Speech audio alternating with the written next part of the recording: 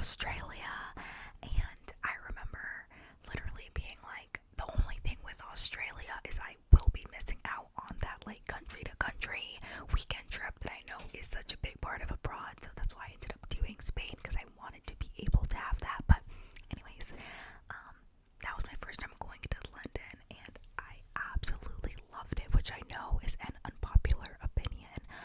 Um, I think just a lot of people that I know have said it's very like rainy and like depressing, and the people are rude.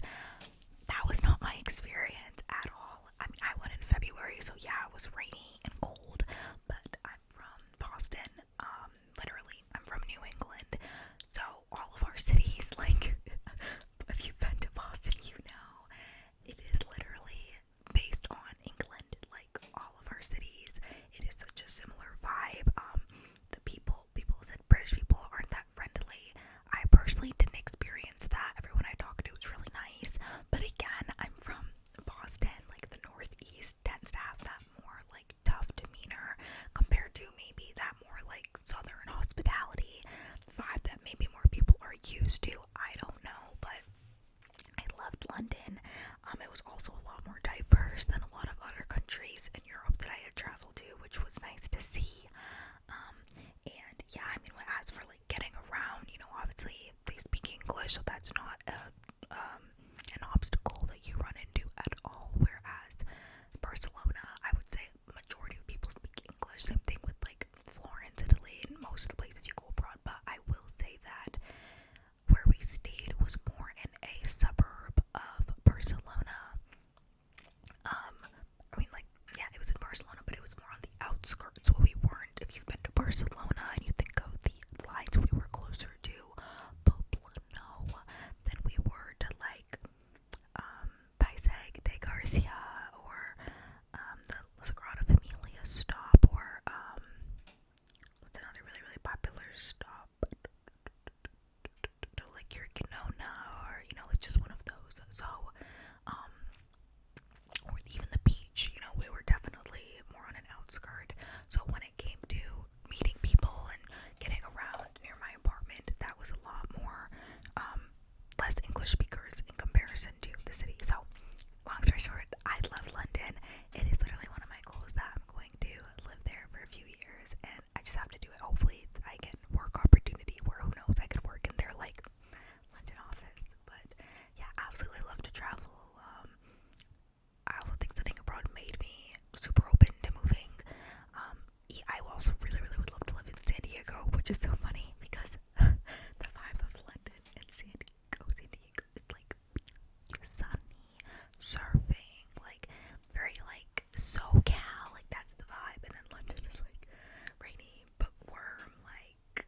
But I don't know. I feel like that's what life is, and I think it's all about getting experiences and trying new things, pushing yourself out of your comfort zone. And again, that's the thing. Like, I think sometimes we all take life really seriously, and of course, like, it is serious. But I do think that, you know, try something, and if you don't like it, okay, that place isn't for you. If you do get a job, I feel like that's the perfect way to do it. A lot of companies. I have a friend who is in Dublin, Ireland, because her company has an office in Ireland, so she's doing like a year exchange. I think study abroad programs are amazing. I think company exchange programs, just programs where like you can kind of live there temporarily. That way, if you do really like it, you'd be like, okay, maybe this is a permanent move I want to make, but you're not full on going in it. At least for me, I don't think I would want to do that. But yeah, like a year or two, I think is like perfect. But yeah, sorry,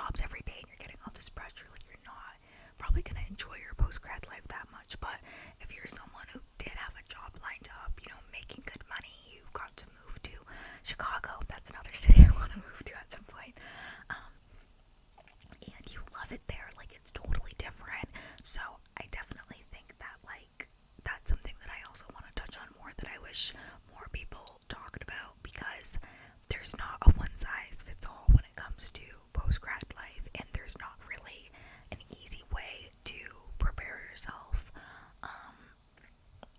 Luckily for me, like I did have a job lined up, but I am living at home to save money, at least for a year. But like is a battle in itself, you know, living at home with your family. So it's all you know what you wanna do. But I should have done more hand movements. Well, I made this video.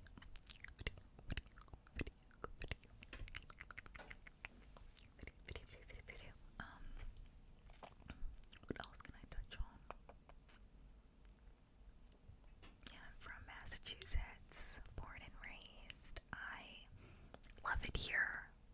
Like, like I said, like I always say, I think Mass is a great place to live.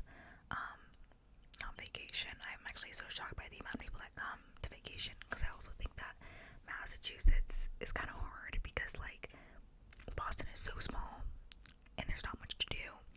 But like if you want to go to like the Cape or like Martha's Vineyard, Nantucket, like that's a whole separate thing, you know, like you can't fly into Boston and then like go to Martha's Vineyard. I mean, like you could, but like if you don't have a car, you'd have to like get transportation, and like that's a whole like